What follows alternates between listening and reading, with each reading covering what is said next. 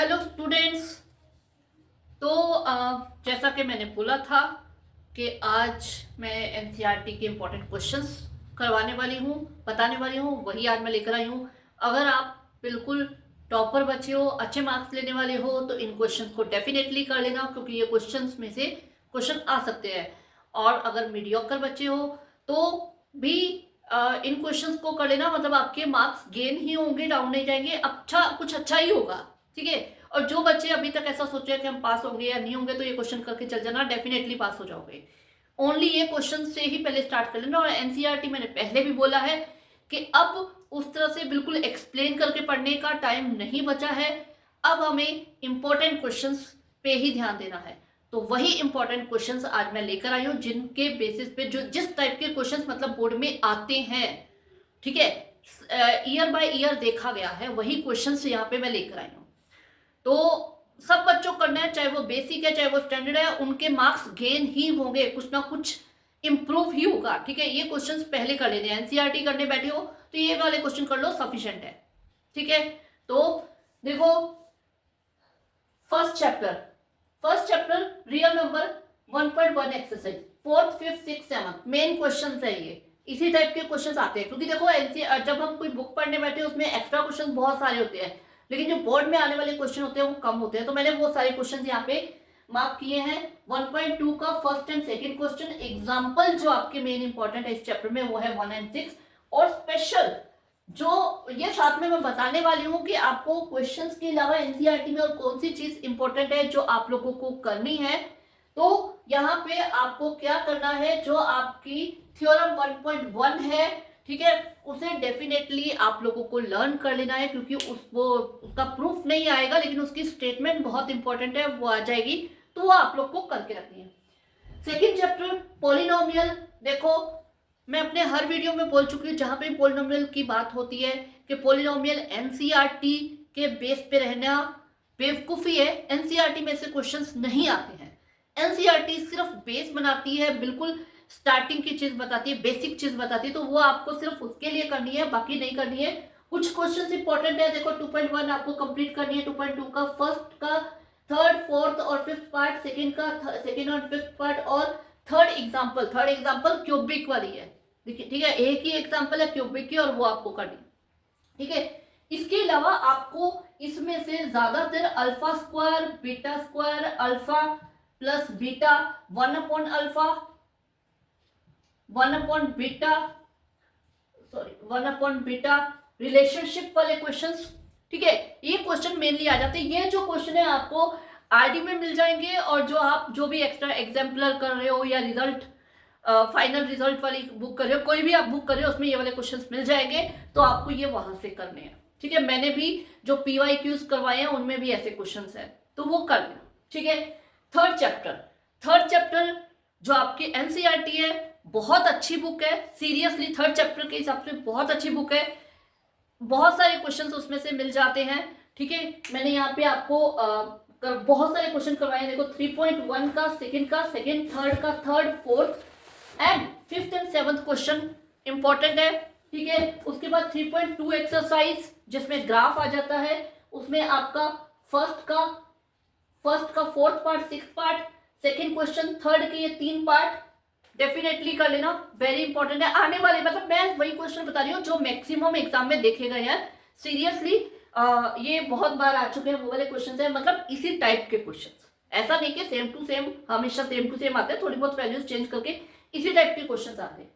उसके बाद थर्ड का एग्जाम्पल 3, 8 एंड 10, और साथ में आपको जो पुरानी एनसीईआरटी है, मतलब अभी नई एनसीईआरटी में आपको बहुत सारी एक्सरसाइज कम कर दी है। देखो आपके मेथड सारे ले रखे हैं, सब्स्टिट्यूट मेथड, एलिमिनेशन मेथड, और जो ग्राफिक मेथड सारे ले रखे हैं, लेकिन इसमें आपको एक्सरसाइज कम कर दी है।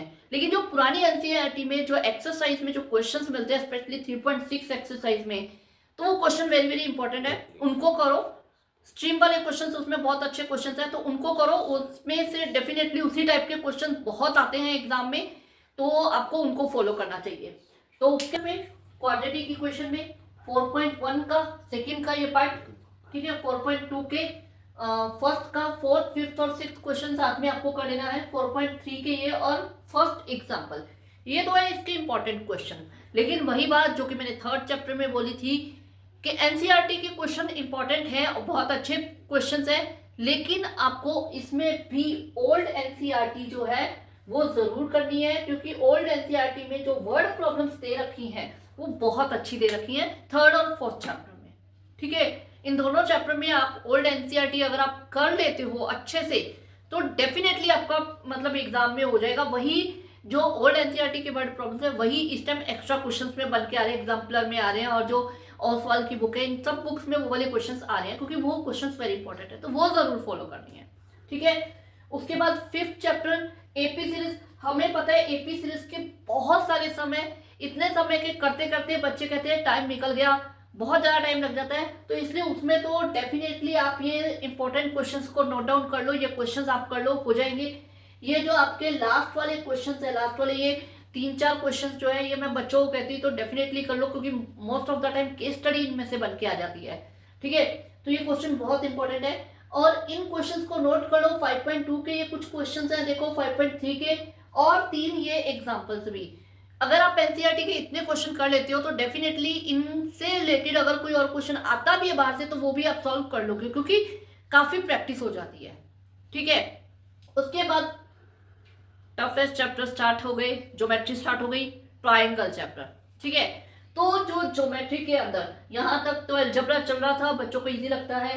ट्राइंगल चैप्टर क्या है, जो एनसीईआरटी है अभी वाली जो एनसीईआरटी है बहुत बढ़िया है, मतलब उसमें क्वेश्चंस ऐसे दे रखे हैं कि सीरियसली अगर आप उस पूरी एनसीईआरटी को अगर अच्छे से कर लेते हो, वीक स्टूडेंट्स के लिए कह रही हूँ कि सिर्फ एनसीईआरटी कर लो और कुछ मत करो ट्राइंगल का, डेफिनेटली ट्राइंगल में आप अच्छे मार्क्स ले लोगे और कुछ करने की जरूरत ही नहीं है। एपी सीरीज और इसमें दोनों में यही है।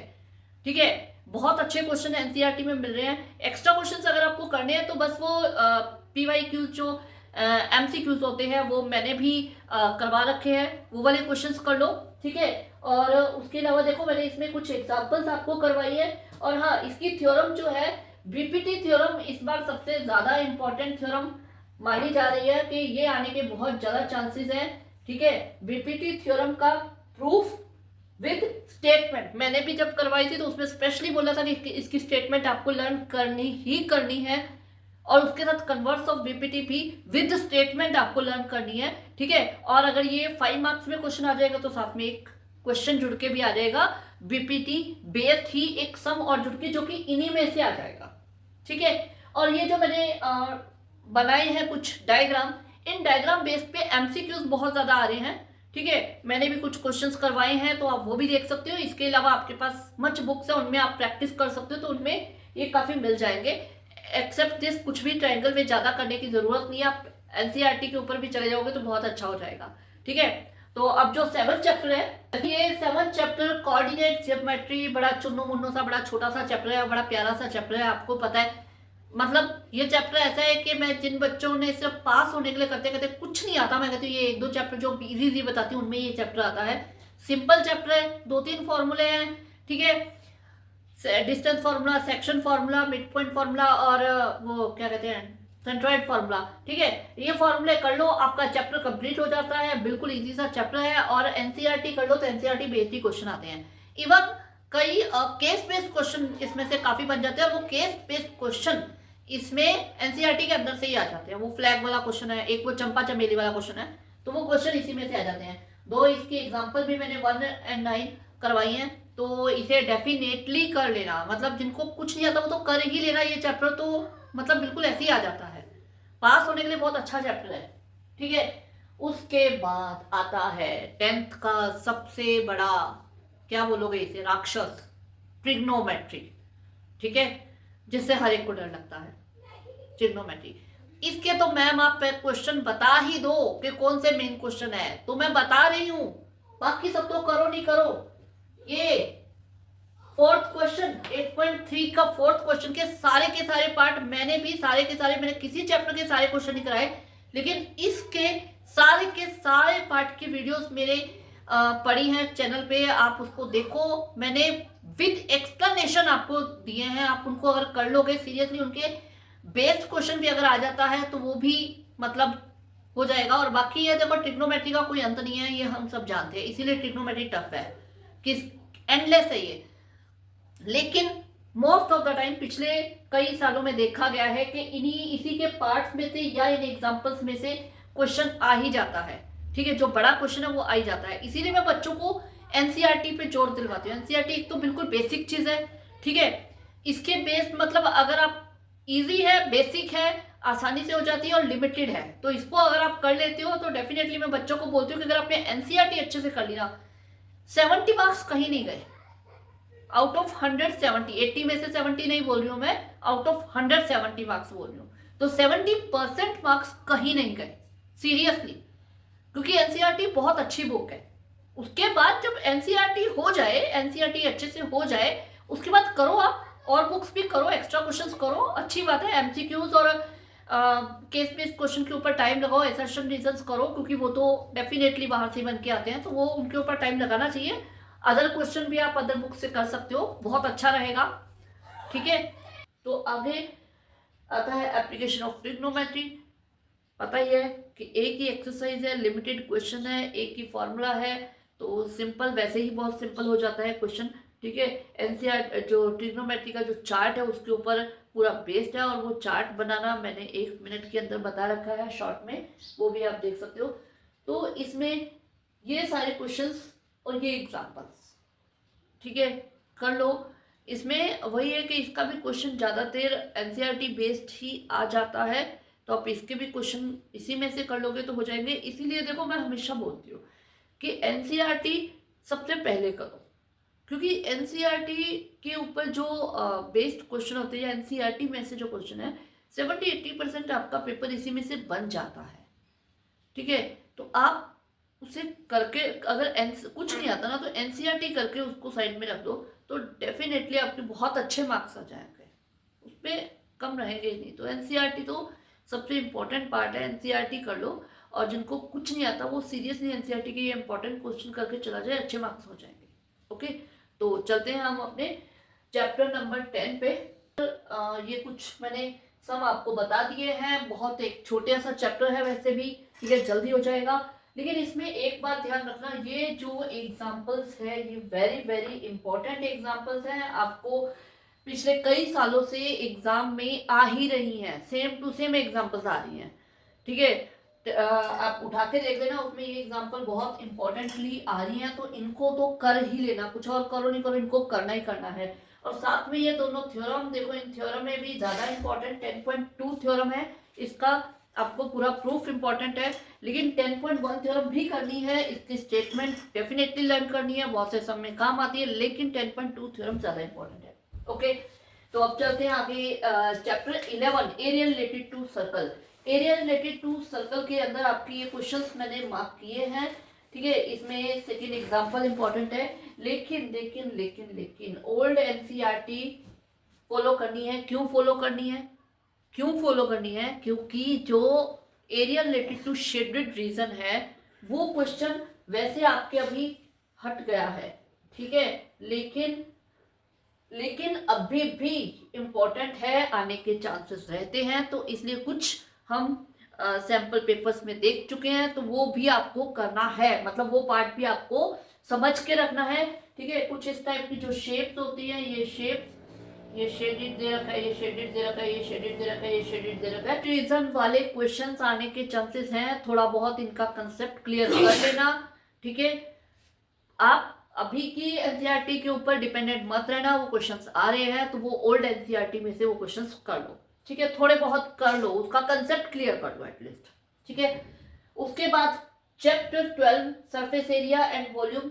ठीक है, ये भी काफी इजी चैप्टर है, 2 ही एक्सरसाइज है। ठीक है, शेप्स को ऐड करके 2 सॉलिड शेप्स को एक साथ कंबाइंड लेके उनका सरफेस एरिया निकालना या वॉल्यूम निकालना, यही है। ठीक है, तो इसके कुछ इंपॉर्टेंट क्वेश्चंस मैंने बता दिए हैं, ये कुछ इंपॉर्टेंट एग्जाम्पल है, इनको भी कर लेना। ठीक है, तो चलते हैं 13 चैप्टर पे, स्टैटिस्टिक के अंदर मेन पता ही हमें मीन मीडियन मोड तीनों के करने हैं, फिर भी तीनों एक्सरसाइज के जो क्वेश्चन समझ में नहीं आते कि सारे क्वेश्चन नहीं किए जाते, तो जो क्वेश्चन आपको करके देखने हैं वो क्वेश्चन हमने बता दिए हैं 3.1, 3.2, 3.3 एक्सरसाइज में। लेकिन जो सबसे इम्पोर्टेंट पार्ट है वो है जो हम ये रिलेशनशिप करते हैं मेन मीडियन मोड का, वो रिलेशनशिप का एक क्वेश्चन आ ही रहा है डेफिनेटली। हम लोग सारे उसमें वीडियोस में बता भी रहे हैं, और उसका एमसीक्यूज में या फिर 2 मार्क्स में एक क्वेश्चन डेफिनेटली है, तो वो करना ही करना है, ठीक है, वो तो आएगा ही। बाकी इसमें से एक बड़ा क्वेश्चन आना ही आना है, ठीक है। तो इसको तो आपको छोड़ना भी नहीं है, इस चैप्टर को, इजी चैप्टर है, इसमें तो करना ही है। जिनको सिर्फ पास होने के लिए करना होता है तो ये चैप्टर तो अच्छे से कर लो, इसमें से एक छोटा क्वेश्चन एक बड़ा क्वेश्चन आपको डेफिनेटली मिल जाता है, ठीक है। उसके बाद प्रोबेबिलिटी, प्रोबेबिलिटी बहुत सिंपल सा चैप्टर है, वैसे तो वो कहते हैं ना चुन्नू मुन्नू सा छोटा सा चैप्टर है, इसको तो पूरा कर डालो, ठीक है। फिर भी क्वेश्चन समझ में नहीं आते कौन कौन से सॉल्व करें, तो वो क्वेश्चंस यहाँ पे लिस्ट बना दी है, ये आपकी एग्जाम्पल्स बता दी है जो कि इंपॉर्टेंट है, इनको कर लो, ठीक है, सीरियसली हो जाएगा। इसके बाद आपको सिंपल एक चीज हमेशा मैं बोलती हूँ, एनसीईआरटी बेसिक है, ये पहले करो बाद में दूसरा करो। और अब जो बच्चे कुछ नहीं किया है वो पहले जितने मैंने एनसीईआरटी के इंपॉर्टेंट क्वेश्चन बताए हैं वो कर लो, आपका डेफिनेटली अच्छे मार्क्स से पास हो जाओगे। मैं ये नहीं कहूंगी सिर्फ पास हो जाओगे, अच्छे मार्क्स से पास हो जाओगे। और जो बच्चे टॉपर्स हैं वो भी इनको कर लो, क्योंकि इन्हीं में से एनसीईआरटी में से जो पेपर आने वाला वो इन्हीं में से आने वाला है, ठीक है। ये कर लो, आपका मतलब क्लियर हो जाएगा, और ये इजीली करने में भी बहुत फास्ट मोड पे आप कर लोगे। जैसे कि मैंने आपको टाइम टेबल बना के दिया है कि आपको 7 डेज में कंप्लीट करना है, तो आप वो बहुत इजीली कर लोगे। वहां पे जहाँ एनसीईआरटी वाला पार्ट करना है वहां एनसीईआरटी वाला पार्ट यही कर लो, सफिशिएंट है, मतलब काफी है बस, और कुछ करने की जरूरत नहीं है, ठीक है। ओके।